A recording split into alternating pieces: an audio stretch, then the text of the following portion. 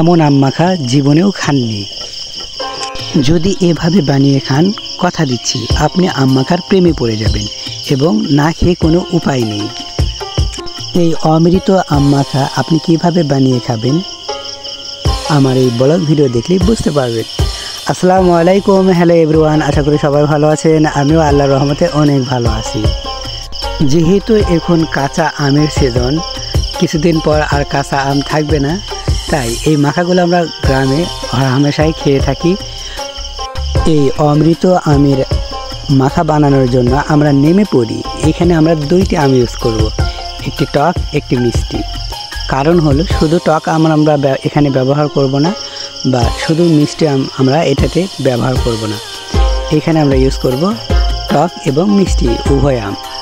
তাই তো আমের সন্ধানে নেমে পড়ি আর আমরা খুঁজে বের করি কোন গাছে আম মিষ্টি এবং কোন গাছে আম টক, এবং উভয় আম আমরা বের করি। আর এখানে এইতে এসে পুষির মা বিড়াল। আমি তো ওই আম গাছের যে ছাল রয়েছে, আমরা চোঁচা বলে থাকি গ্রামের ভাষায়, ওইটা দিয়ে ওকে সাজিয়ে দিচ্ছিলাম। আর সূর্য এই সময় বিকাল, যেহেতু আমরা বিকালবেলা এই আম মাখা খেয়ে থাকি। এটা যে শুধু আজকের দিনের জন্য বিষয়টি এমন নয়, মাঝে মধ্যে খেয়ে থাকি, কিন্তু বিশ্বাস করেন এত মজা হবে, এত স্বাদ হবে এই মাখা আমরা জীবনে কল্পনাও করিনি। তাই ভিডিওটি আপনাদের সাথে শেয়ার না করে পারিনি। এই গরমে ক্লান্তি দূর করতে এমন আম মাখা খাওয়া আমাদের প্রত্যেকের জন্য প্রয়োজন। বিফোর ইভিনিংয়ের সময় এই দৃশ্যগুলো যতটা দেখতে সুন্দর হয়, দেখুন আমগুলো কি পরিমাণ ধরছে।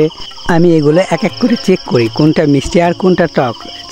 যখন চেক করা শেষ হয়ে গিয়েছে, তো তখন আমার হাতে যে আমটি দেখতে পাচ্ছেন, আমের নাম জানি না, কিন্তু খেতে খুব মিষ্টি।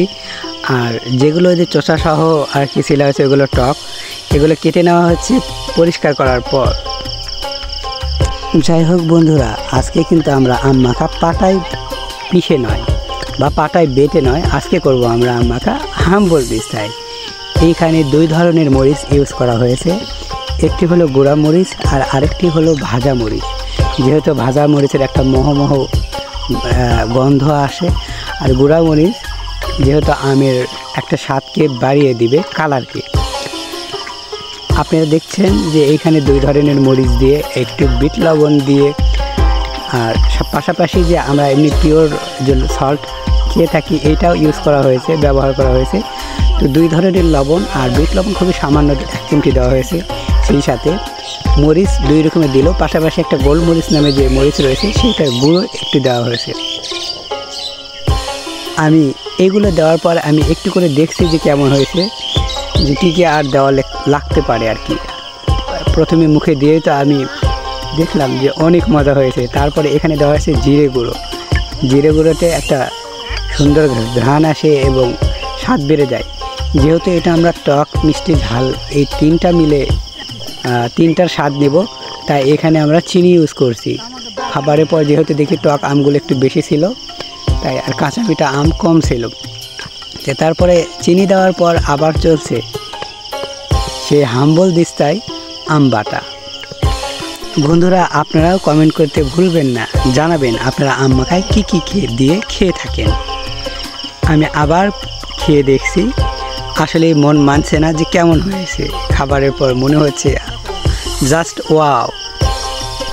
আর সুইট স্মেলের জন্য ব্যবহার করা হয়েছে একটু হালকা সাদা এলাচের গুঁড়ো, কারণ এইটা দিলে একটা সুন্দর স্মেল আসে।